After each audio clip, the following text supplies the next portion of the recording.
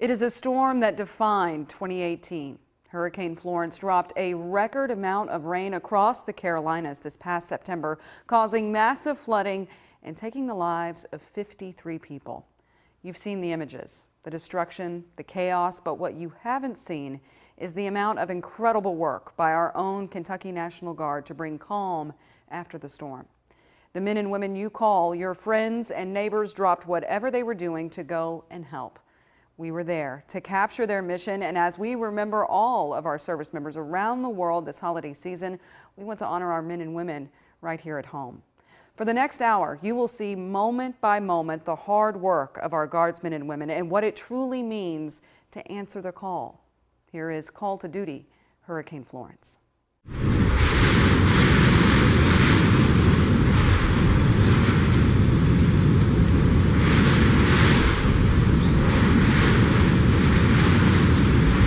Florence is headed this way and changing in the process, but one thing that is still the same, the 140-mile-per-hour winds making her a Category 4 hurricane.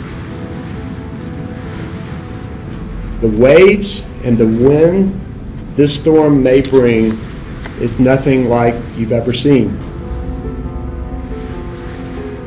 This storm will bring destruction to North Carolina. As soon as possible. Emergency services may not be able to respond. We need people to evacuate. They're putting their own lives at risk as well as the lives of first responders. It's hard to leave, it's hard to stay for different reasons. Nobody really knows what's going to happen, but we'll be here to see it. Oh gosh, it's like a bombs have gone off here. I've never seen this kind of damage here. Heart beating them 100 miles an hour, but and the creek is up to the house. That is my room there that I would have been asleep in, so I would have been killed probably. People all night long have been in attics and roofs asking for help. I've activated more National Guard soldiers. By this evening, 2,800 will have reported for duty. The breadth and the depth of this storm is far more expansive than what we can handle. It's far from over.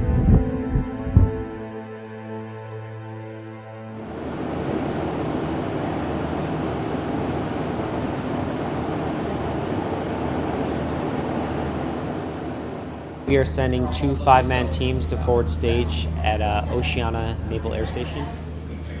The guys are prepared probably for about 2 weeks.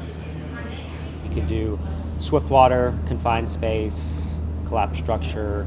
Right now, there's still a lot to develop. The storm's still over the coast right now, so I think in the next 12 hours, maybe 20 hours, we're going to figure out exactly where we need to be at, and hopefully we're going to respond there very quickly with whatever capability they need. We're bringing, some all-terrain vehicles with us and some rafts and some engines for our boats. We're able to move throughout Virginia, North Carolina, South Carolina to respond to anything that we may be tasked with. I really see that probably the floodwaters are our biggest enemy right now that we're going into, so we'll have to, kind of compete with that to get people out, more boat operations and technical rescue. There's not really a fear of life and death for us that I've seen going through the hurricanes last year, but there's definitely dangers out there, and you have to be aware of your surroundings and what you're getting into, especially with the contaminated water.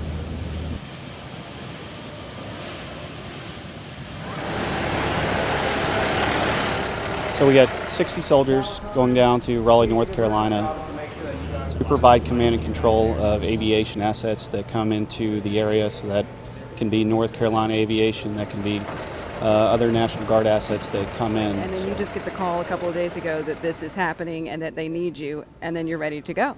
Absolutely. Part of what we do is we make sure that we're ready to accept the call. We received the same call last year to go help with hurricane relief in Texas and Florida and Virgin Islands. So we all, try to keep on our toes and make sure that we're ready to receive this call and that we're prepared to go out the door and execute our mission at any point in time. Flash wheels are prohibited in checked baggage, but may be hand carried. You may hand carry a camera or a flash attachment of any type, bulb, tube, strobe.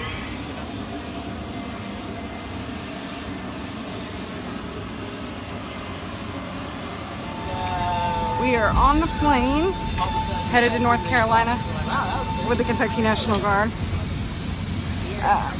We have about 60 guardsmen with us right now, and we are buckling in and getting ready to take off. See everyone is kind of relaxed on their phones. I got to get my earbuds in and get ready to go, but wanted to give you guys a quick update, and we'll see you when we land.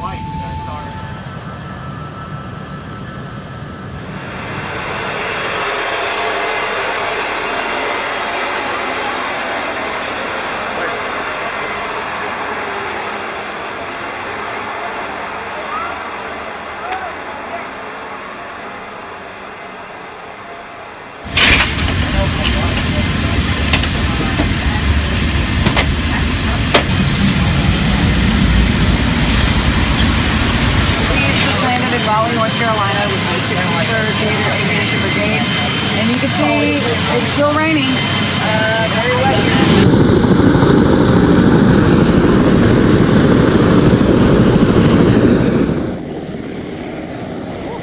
Oh yeah, he's got boots on, he's dead. We called an awful lot of people in. We were just trying to imagine almost the unimaginable, if you would. We are absolutely grateful for having this aviation unit here with us, the 63rd Theater Aviation Brigade.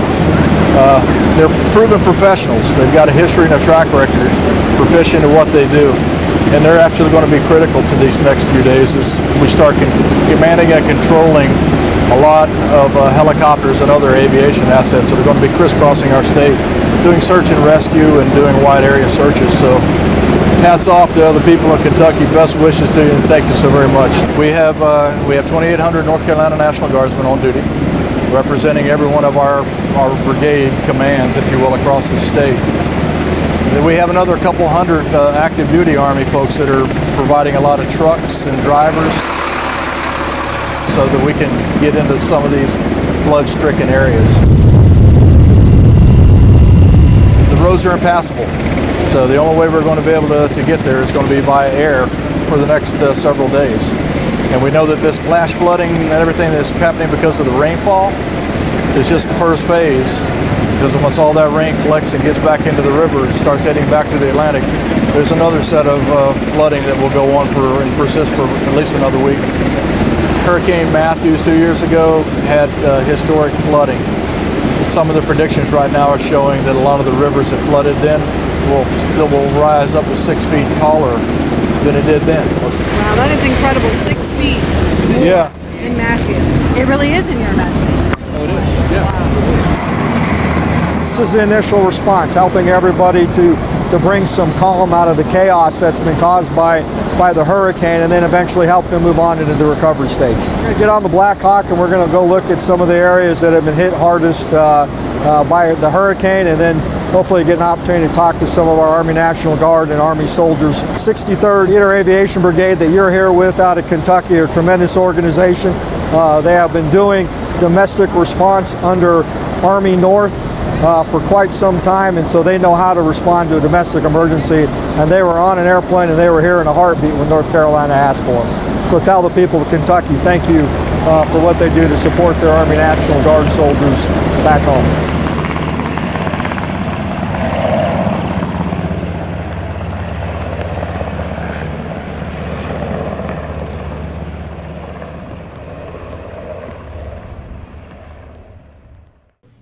We got the notification late Friday afternoon, early evening. We received 60 soldiers from Frankfurt, and we've assumed mission command of all Army aviation rotary wing assets that are responding. So we've got helicopters from 8 states and air crews, and then of course ourselves, and then we're going to go up to about 34 aircraft conducting missions starting tomorrow. So we've got missions going on now, and then we have future missions so we start to plan for tomorrow. Next wave of storms is forecast late afternoon. Captain Stephen Lawson. Good morning, sir. River flooding, draw your attention to this. So did they load packs, the one that's still here? If you're on the ground in a car, and you have bad weather hit, you can just pull over. If you're in a helicopter and you have bad weather hit, if you don't pull over in time, you die. You just die. So what we've got up there on the screen is National Weather Service feed. Those pink spots are really bad weather, and we're watching the radar to see where it's going to move, if we're going to get some relief from this. I fly too, and without a flight operations facility, I'd be lost on my own. I wouldn't have anybody to fuel an aircraft. I wouldn't have anybody to fix an aircraft. Nowhere to sleep at night, nothing to eat. So we provide those things for people. This wave of storms is forecast late afternoon. They really do need somebody sitting behind this computer that is a pilot that knows I'm not going to send my friends and my people that I maybe went to flight school with into a bad condition. You know how to read that map and you know what to expect. Right now you have a lot of flooding in North Carolina. So there are little islands in North Carolina right now. There's no road access to them. So we're basically doing an air bridge in North Carolina right now. So we find out, hey, these people don't have water, they don't have food, they don't have medical supplies. We're putting those supplies where they need to be and letting North Carolina handle the search and rescue. They're the heavy ones. Without a higher control like this, it's complete chaos and everybody's on their own. So we bring the picture together to get help where it needs to be and to make sure that it happens in an expeditious manner.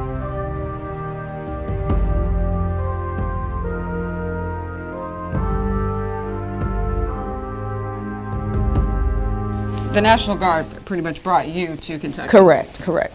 But North Carolina is your home. Absolutely. I've always had very thick ties in terms of my family to the Carolinas. I'm also a huge Carolina Panthers fan. We lost yesterday, but yes, I love the Carolinas. I love Wilson, North Carolina. That's my home. I was just here, not even 2 weeks ago for Labor Day. My family has their annual family reunion there. Wilson, North Carolina, fresh fish right there. So good, so delicious. Turkey barbecue, which is my favorite. They actually gave me a whole pan of that at their family reunion. I was so happy. Homemade hush puppies, just like everybody's favorite.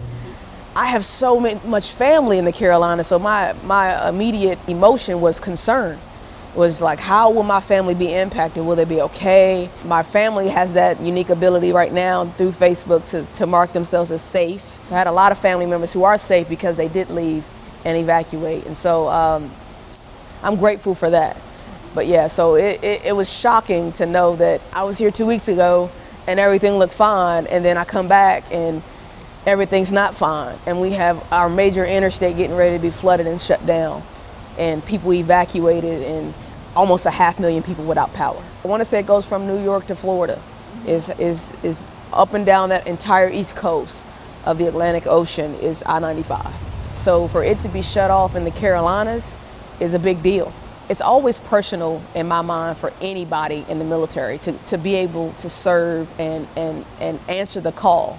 But it's especially personal for me to know that I'm helping not just citizens, but family members. Tell us where we are right here. Okay, so right now we are in what is called the drill hall floor. We're in Mooresville Armory. This is where we're housing hundreds of soldiers. This is where they sleep, where they're resting. We have night and day shifts for operations. We have over 300 soldiers from all over the country: Oklahoma, Maryland, Kentucky, Wisconsin. We have soldiers from all over the country spread all out the armory, just trying to find a place to lay their head. And I love that a lot of people, they bring the pillows, they got the blankets, they're prepared. Listen, people know conditions aren't always favorable, and so you never know if you're gonna have a hot meal or a bed or a pillow.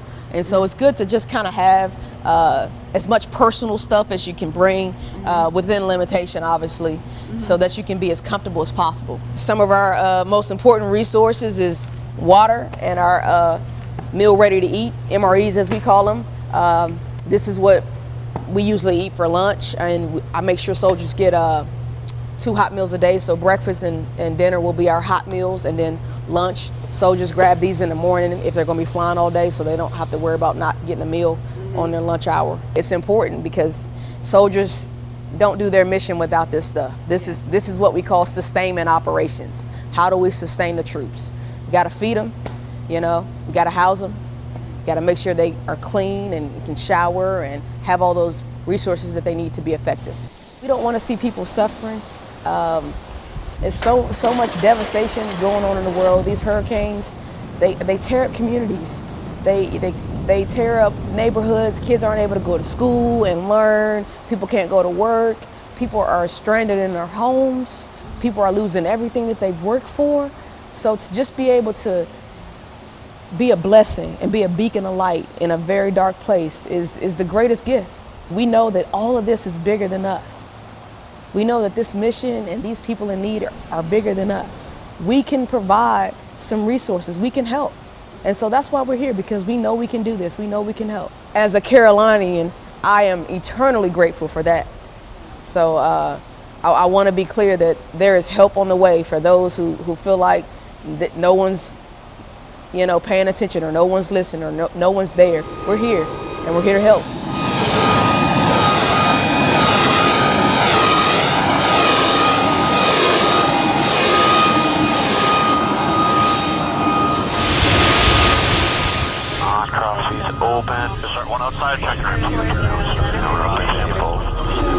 We're the Swiftwater Rescue Team at Greensboro Fire Department. We're en route to Pender County to support our other Swiftwater Rescue Team that's already on the ground there working. And we're going to jump right into the game so they can catch up on some sleeping. We'll bring some boats, some MREs, water, and some other supplies. It's hectic, tiring, and fast-paced. The Minnesota National Guard sent us down, packing on as much cargo as we can, ferrying it to places that need it. Chinook is a very capable aircraft. We can haul those bigger loads and get the boats places. We can sling load. 2 hours of flight under night vision goggle, you kind of got to look a little bit more, especially with how dense the airspace is right now. If you're on the ground in a car and you have bad weather hit, you can just pull over. If you're in a helicopter and you have bad weather hit, if you don't pull over in time, you die. You just die. Drop them off just in town there and just by the baseball fields, unloaded all the gear, and then get out of there. 10, 9, 8, 7, 6, 5, 4, 3, 2, 1, stop.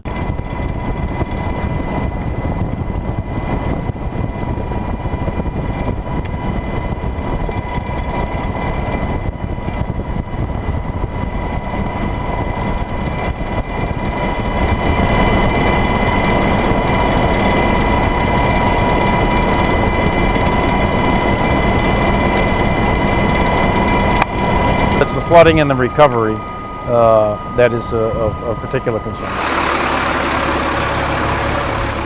As the Chief of Staff of the Army and the total Army, we got the Army Reserve Guard and regular Army all committed, and we want to express our condolences to the families of the 17 folks who were tragically lost in this hurricane. But the state of North Carolina and the governor and his entire emergency response team, FEMA from the federal level, the National Guard is all piled in. There's about 13,000 Army soldiers involved in this thing in one way or another. They're bringing relief supplies, commodity distribution, debris removal, rescuing people. I think we're up to 389 folks that National Guard and Army Reserve and regular Army has rescued. Coast Guard's fully committed all along the coast. So it's a team effort from the U.S. military writ large. Things are progressing. There's a lot of work to do. They're not out of the woods yet, but things are progressing and going well so far.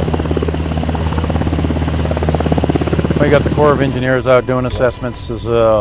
Most of the damage that we saw today, that we visited a good part of the state in the affected area, most of the damage is from flood, from water, as was predicted. Wind damage, there is some wind damage. There are trees down, but the vast majority of it's through flooding. So there's lots of dams in the area, lots of rivers, lots of waterways. Army Corps of Engineers are out there conducting assessments along with civil authorities. The Coast Guard is doing a fantastic job down along the coast. They've done many, many rescues as well. So it's a big team effort from the federal government, from the state government, from the local government.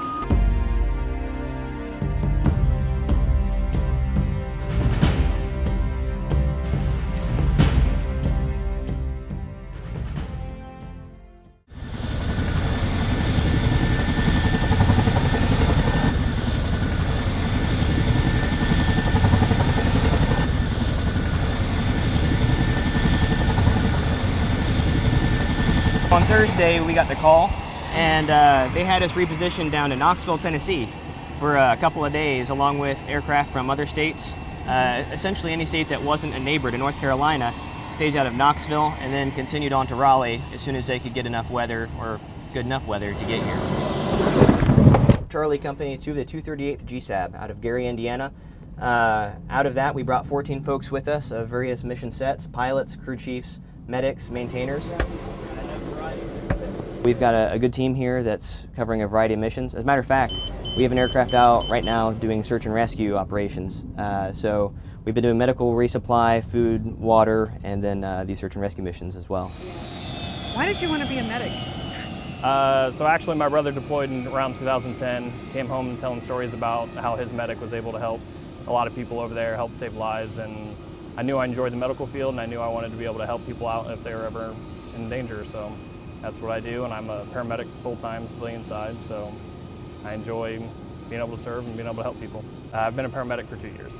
Whenever you're on a mission, what is your role, I guess? So my role when we get on scene is to triage patients and figure out which ones we need to take first, and then once we get them in the back of the aircraft, me and a crew chief go to work and try to make sure that we're keeping the patient comfortable and making sure that they're going to make it to our next destination. So some of the equipment that I have laid out here used especially for times like this. This is our rescue strap. So this is used from the hoist when we go down the cable. This is something that we can use to get somebody out of a tight situation if they're in water or in a tree or something like that. We can put this around them to secure them to be able to get them up the hoist and safely into the aircraft. Another opportunity is this rescue seat. These legs fold down and you sit facing inwards, and then these straps here come out and wrap around you to secure you to the rescue seat to be able to pull you off at the top of a roof or something along those lines. Wow. Of course, the basket. We always see the basket. Yeah, so you always see the basket. This is a rescue basket primarily used to get people out of water because it's a flotation device as well, and that's going to be used a lot when people are in water. So, as you said, you're a paramedic in an ambulance. How different is it being a paramedic in an ambulance versus being a paramedic in a Black Hawk helicopter? Well, major difference is not being able to talk to your patient. As we have them flying around right now, it's very loud and it's very difficult to communicate with patients. We rely on our sense in an ambulance and our senses to be able to communicate and be able to listen to a patient. In the back of an aircraft, I can't listen to lung sounds or talk to the patient really. I have to holler at them, and if they can't talk back, then I have to be able to use my hands and try to figure out what's wrong with them without being able to rely on those senses. Everything's vibrating, so everything's loud. You can't really hear anything, so the difficulty level is significantly higher.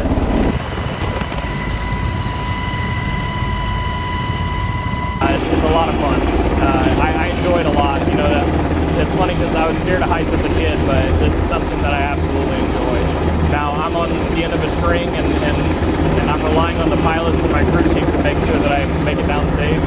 And the nice thing is that I trust all the men I work with. So, it's definitely a huge trust to have with your crew, and I'm just happy to be here with the guys that I am. So, as a crew chief, my job, first of all, I maintain the aircraft, and secondly, I assist the pilots when we're flying, monitoring fuel, monitoring our airspace, and then once we get to a patient, I assist the medics.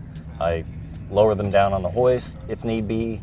I'm an extra set of hands for the medics. This is my first stateside mission. I have deployed once overseas, but yeah, this is my first stateside mission. So it's very exciting, but it's a double-edged sword because for us to go do this, people are in danger. But hopefully we can do our job and get them safe and get them to the treatment they need. You've been doing this for 10 years, you said? Yes, ma'am. What made you get in the Guard? Well, my father was a Vietnam vet. He was a Marine, and I tried to enlist out of high school. I was going to go active duty. They wouldn't allow me because I was too skinny. And I go to church with a now retired Sergeant Major out of the National Guard, and we always talked, and finally, he talked to my wife, we discussed it, and at the age of 36 years old, I joined the National Guard. Wow. Is that old? For people? There was a 41-year-old with me in basic. Oh, okay. But yes, we were the oldest in basic training. So most guys do this, you know, young At guys? 18, yes. Yes, ma'am. 17, 18 years old. So what made you decide then? I just always wanted to serve my country and just wanted to give it another shot, and this time I made it. It's very rewarding to me and all these people here. Yeah, it's. It sounds like, just talking to you, this feels more like a calling for you than it does a career. I think so. I really do. How long do you think you'll keep doing this? As long as they'll let me. Yeah. Honestly.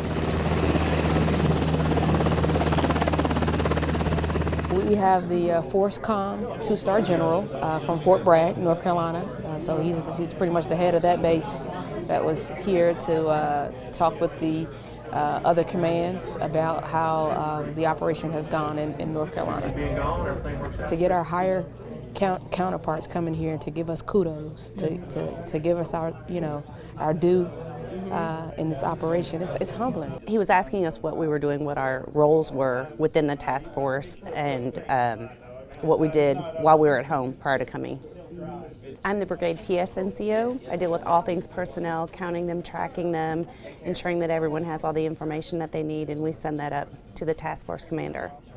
I've always had a desire and a passion to serve, and in whatever capacity you can do that, I think you should find something that you love to do. Zero shame about it. I have a true passion for taking care of soldiers. And as an AGR, an active Guard Reserve member, you are full-time active duty, assigned to the National Guard, and you work to take care of your traditional M-Day soldiers. And the only reason any of us have a job is to take care of those soldiers. Those are things that are important to me because I know what it feels like to not always feel taken care of as a service member, and I don't ever want anyone to feel that way that I'm entrusted, you know, with their care. I'm very passionate about that, in case you can't tell. Yes, Sorry. I love it. No, I love it. I had my first child at 16, and everyone said, you're not going to go into the military, because I'd always wanted to. I come from a big military family. You're never going to do it. You're never going to do it. And I said, okay, watch me. So I was already married with 2 children when I went active duty, and have since had 2 more children, and then given my daughter to the organization. So if that's just a testament to how much respect I have for the Kentucky Army National Guard.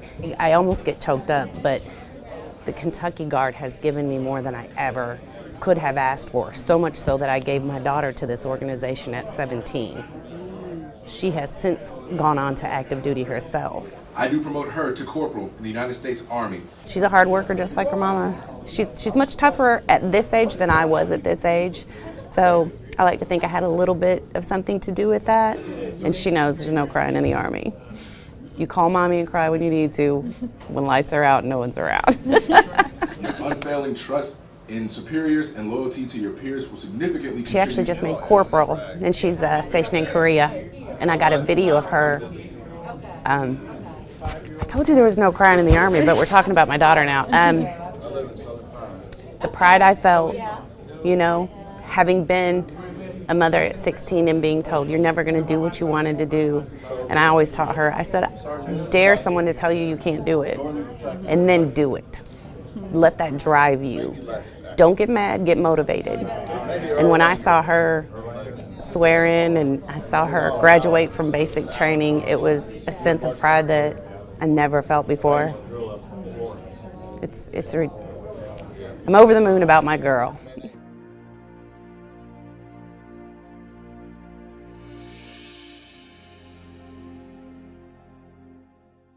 Sergeant Washington, she arranged all of those C-17s and doing all those things to get all that stuff to happen, and you're saving people's lives and you're doing the things that we have to do for each other.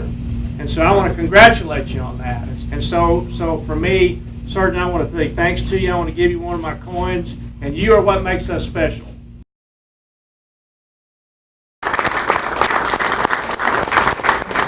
Very nerve-wracking a little bit, because you meet some of the highest ranking officials in the military, in the Army National Guard. How you doing? Pretty good, sir. Good to see you. He handed you that coin. He handed me a coin. What was that? And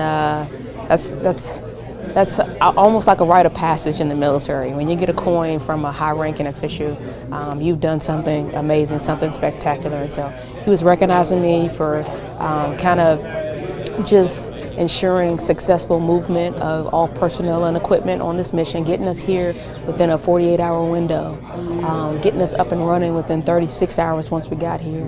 And you know, obviously I got to coordinate movement back home, but in the midst of that, getting people fed every day while we're here, getting them, you know, beds to sleep in, and you know, showers, and just everything in terms of logistics and transportation, just that entire effort, just from my team, but you know, just the entire organization coming together to make sure everyone is working together.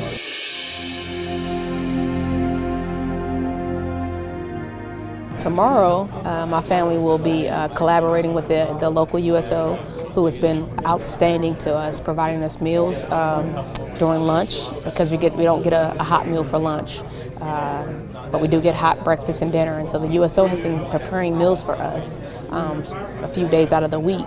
And so tomorrow, my family will be here to provide us a hot meal with the USO, and they're going to cook ham, fried chicken, barbecue chicken, macaroni and cheese, green beans, homemade hush puppies. That is my favorite, my homemade hush puppies. And we'll have some lemon cake and some other things, but I cannot wait. That is going to be the meal of a lifetime.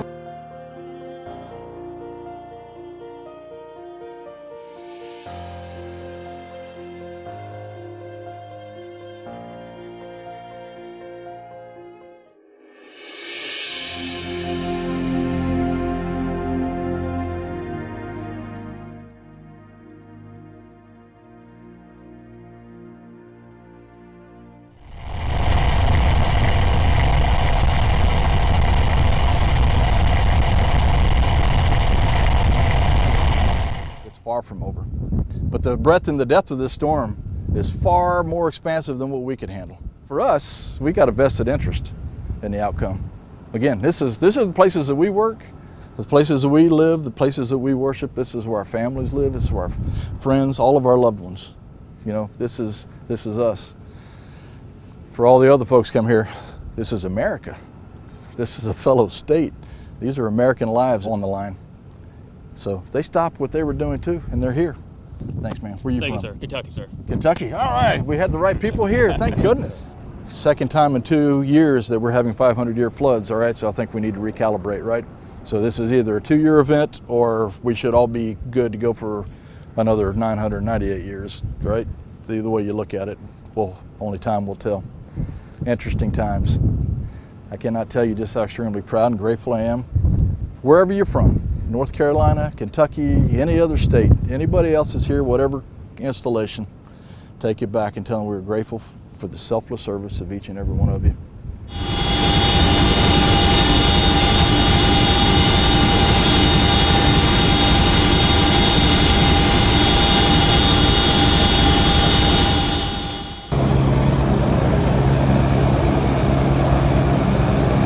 I went home. Plane showed up about 3:30. We all got on the plane.